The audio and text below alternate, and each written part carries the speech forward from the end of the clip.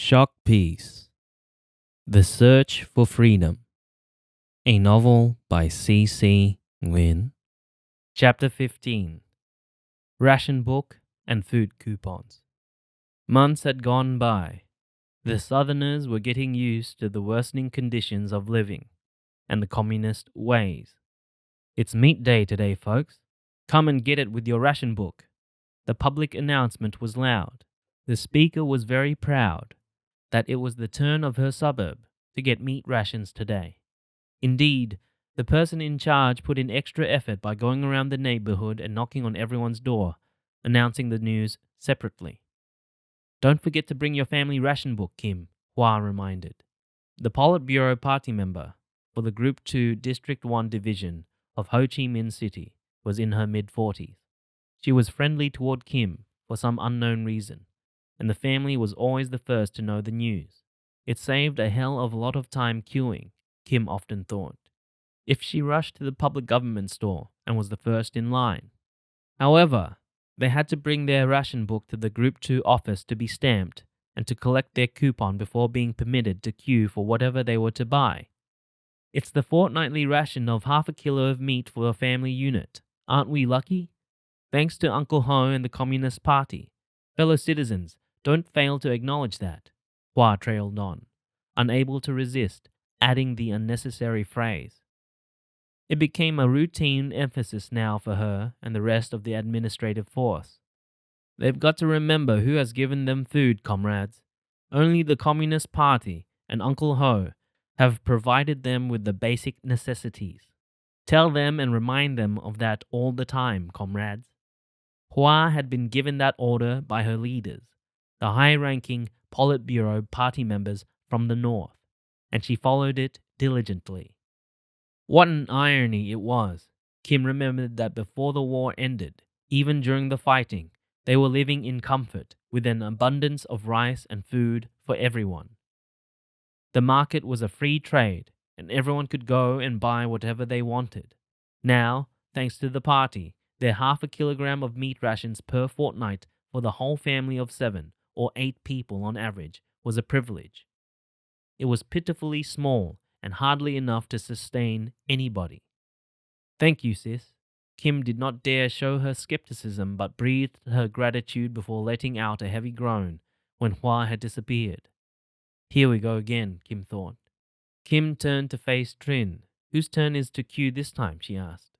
"I went to buy rice last time, Kim, and it was very heavy, don't you forget," Trin said. "It's only 8 kilos. Not that heavy, you little runt." "Hey, it might not be for you," Trin protested, "but it was awfully heavy for me. It was a quarter of my weight, mind you. I got to carry it home, remember, and all by myself. It's hard work, you know," she continued. "I had to sometimes drag the bag and sometimes carry it in the bloody hot, fierce summer sun. It's a kilometer, and it wasn't fun at all," Trin complained. The girl was obviously tired of the task that her tiny body had to undertake. "It doesn't help to swear like that, Trin," Kim reprimanded. "I will have to tell Mother if you don't stop." "I'll stop swearing if I don't have to queue for food," Trin said defiantly. Their family ration of rice was 4 kilograms per month per person because their parents were not in the workforce, and that was their allocated portion. For a permanent worker, it was 13 kilos, and for a non-permanent one, it was 9 kilos a head. It meant that for being a citizen in the glorious Vietnamese Communist Society, a person only had half a cup of rice a day and a tiny morsel of meat barely feeling the cracks of his or her teeth. The national staple diet was rice. It was never an issue with Southerners. Before, they always had more than an adequate supply through their farmers. These days, with nothing else to complement half a cup of rice a day, the amount was too little. Scarcely enough to sustain anyone, let alone the growing bodies of teens. The children suffered a great deal in those times, and their stomachs were constantly growling for food. Trin remembered being hungry all the time.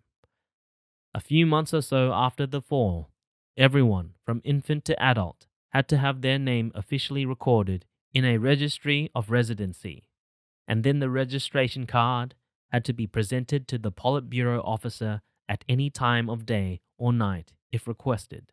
The registration was a legal procedure, allowing the resident to stay in his or her own home and to have access to the available ration later on. The census listed names and details of every member in the family or household. That was the first control imposed on the South by the new regime.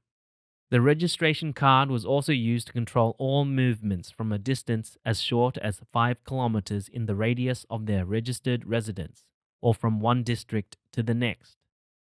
A trip longer than that had to have proof of purpose and had to be assessed by the group or district leader before being granted.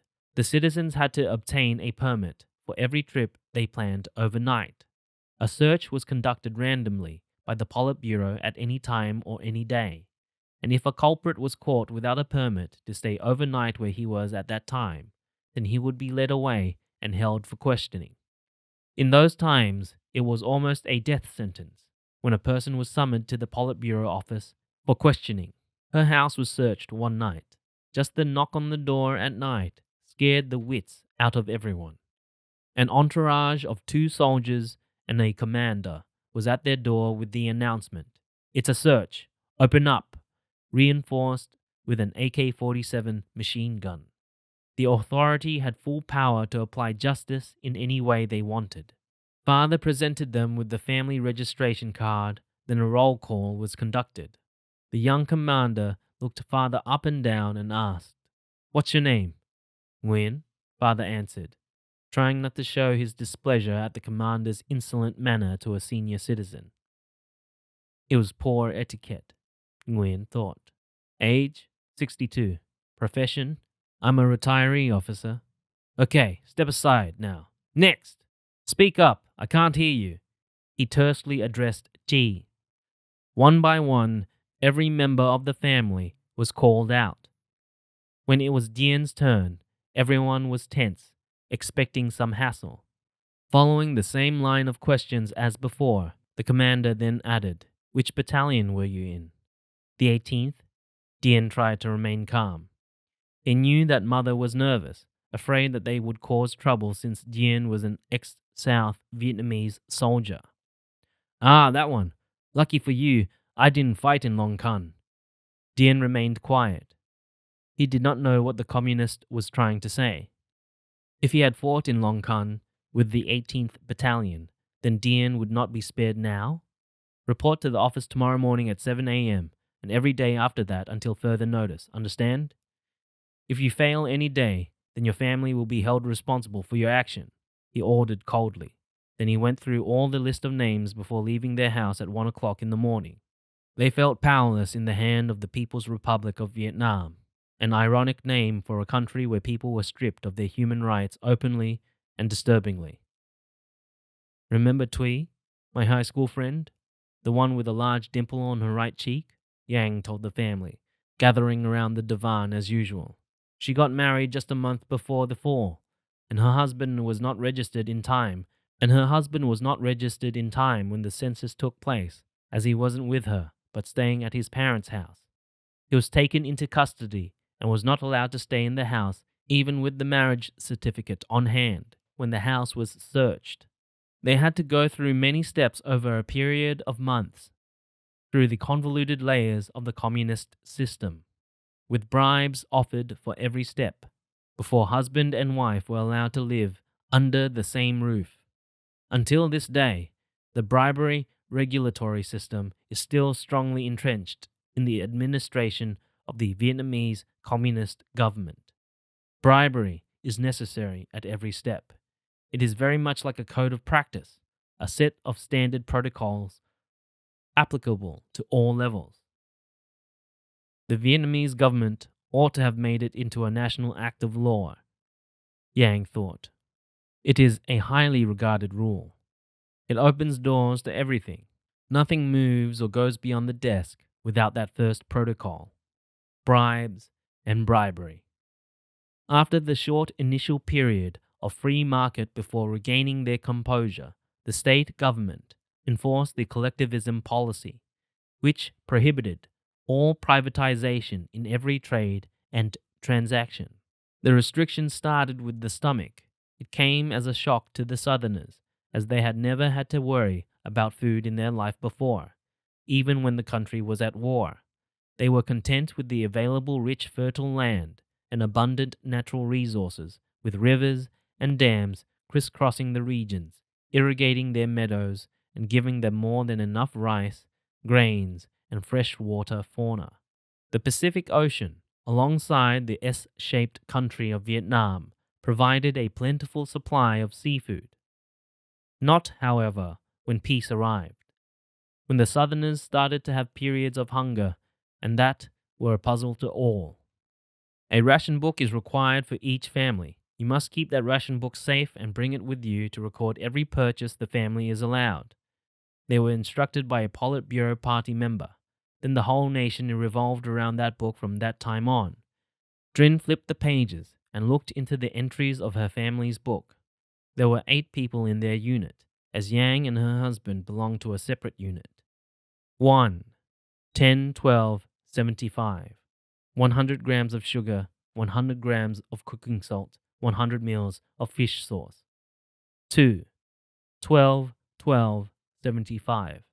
8 kilos of rice, 2 cakes of soap, 100 grams of laundry powder, 100 mils of cooking oil.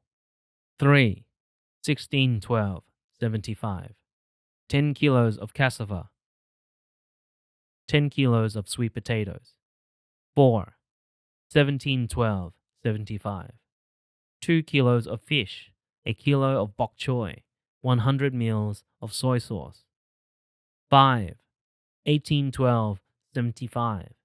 10 kilos of wood, 100 grams of dried prawns, 5 kilos of sweet potatoes. 6. 20, 12, 75. 2 kilos of mixed vegetables, a small packet of monosodium glutamate. 7. 25, 12, 75. Half a kilo of pork, 100 grams of salt. 8. 26, 12, 75. 12 kilos of rice. 9. 29, 12, 75. 1 kilo of fish. 10. 3, 1, 76. 6 duck eggs, some mixed vegetables, a can of condensed milk. 11. 7, 1, 76. Half a kilo of minced meat, a small pack of pepper, some garlic, some ginger. 12. 10, 1, 76. 8 kilos of rice, 2 kilos of wheat flour. The list was endless. There was an entry for every little thing in life. Drin thought they would probably even count the grains of sugar if there were enough staff. Everything was accounted for in minute detail. "It's a pain in the ass," Luke sometimes yelled out in frustration. "Mother, Luke is swearing," someone reported. They had to queue in line every time the coupons were handed out. Kim, Juan, Luke, and Drin were assigned the tedious task, and they all hated it. Juan was always the one to duck out cleverly, leaving the other 3 to carry on the abominable duty. Drin did not know how other kids her age were supposed to study at school. Drin often wondered about it. Her entire free time before or after school was being used to get hold of all those goods to keep her family from starving. Sometimes she had to bring her school books with her. She would be standing in line and studying at the same time. The anxiety was the worst. Every time the family was given some coupon, there was the exchange of frustration between the sisters, Kim and Drin, as Luke was still too young to handle most of the transactions. They were assigned to the unavoidable task. There was no other way the average citizen could afford to live because black market prices were outrageous. Without any real source of income, they had no means of purchase. Stale fish or meat, poor quality soaps or shampoos, sticky, wet brown cane sugar, or unprocessed, discolored salt, and the like, all were welcome to them. As time went by, it became worse. Even though the quality of those things was far lower than from the black market, many others who had money to afford better things still did not dare to refuse the coupons for fear of raising suspicion. In those days, they lived very much in fear. Fear of being betrayed by others for crimes that they might not be aware of. fear of being exposed, of committing crimes as simple as having more money to spend than the average person, having more food to eat, having expensive soaps to use, and having tender meats, fresh fish, and new cropped rice to consume. It was a capitalist crime, forbidden and severely punished in the state government of communist Vietnam. Do not let anyone see you having a whole chicken for dinner tonight. Make sure you close all the doors and dim all the lights, as a distant relative of the family and a Communist Party member from the north gave mother a fresh chicken, bought from the black market as a gift in exchange for her medication to treat his boil. He had to tell her to eat it in secrecy. Many times when Trin stood in queue, she saw in front and behind her the same expressions of fatigue on the faces of various ages, from teens to youth, to mature men or women, to old grandmothers or grandfathers. Many faces had become familiar after a while, as the same people had to queue for each family, appearing at the same time of day. Teachers, students, secretaries, clerks, factory workers, professors, doctors, and other people from other professions of society. They all had to stand in line, holding on tightly to the food coupons and their ration book in the hope of getting the most basic necessities to live on. Every day, every hour, 7 days a week, 24 hours a day, the whole population of the South had just a single goal in their life: enough food to fill their stomach and enough essentials to keep clean and be free of contagious skin conditions. Have you bought rice yet? When is the next time for sugar? Have you got your coupon for vegetables yet? How come we haven't got it yet, but you have? Hurry up, the meat stall is going to run out soon. The fish is fresh today at least, not like last time. I had to soak them in salt, but they were still smelly and awful to taste. It's rotten fish, and we still have to purchase it with coupons. Hey, that's a privilege in the communist country. Don't you forget that. Yeah. Communism means queuing in lines all day long. Then they laughed hysterically, weary and all. Last time, the wood was wet and in such large chunks that my brother had to chop it up with an axe. I had to run around borrowing the axe. It suddenly becomes a precious tool, and we had to air dry it for several days before we could use it. Talking about chopping wood with an axe, I had a terrible accident. Lucky no one was hurt. The handle flew off suddenly, hitting the glass cabinet and shattering it into pieces. It's the family's heirloom. What a shame. It's crazy, isn't it? The family's heirloom might cost 1,000 times more than the value of that stupid chunk of wood. Yeah, I should have sold it off and bought better commercial fuel, but they'll accuse you of spending extravagantly as a capitalist. Haha, back to square one. Chopping wood and toiling away with hard labor is safest now. Then someone changed the subject. Last month's rice was hard and dry. It must be old crop from a few years ago. Nevertheless, less stones and husks. It becomes a tedious task picking out those impurities. Next week is meat time again. Someone else was eager at the promising schedule. Dren pleaded, "Can you queue in line for me this time, please, Kim? I'll do it next time. I have an essay to finish." Those were the exchanges between them now. It was as if nothing else mattered. It was how the new government kept South Vietnamese citizens in check. It was impossible for them to think of anything else but the single goal: staying alive. Animated, secretive talks of rebellion or revolution to overthrow the communists in these early periods after the war ended was just wild talk and hollow dreams, or hopelessly futile battles ignited by a handful of frustrated and ill-treated ex-soldiers. Of course, those flickers of rebellious flames were easily extinguished, as the rest of the country was so busy queuing for food or necessities that they had no energy or enough clarity of mind to join in. These hopeless battles then served as examples for the new regime to boast about their mighty power in defeating the Southerners again.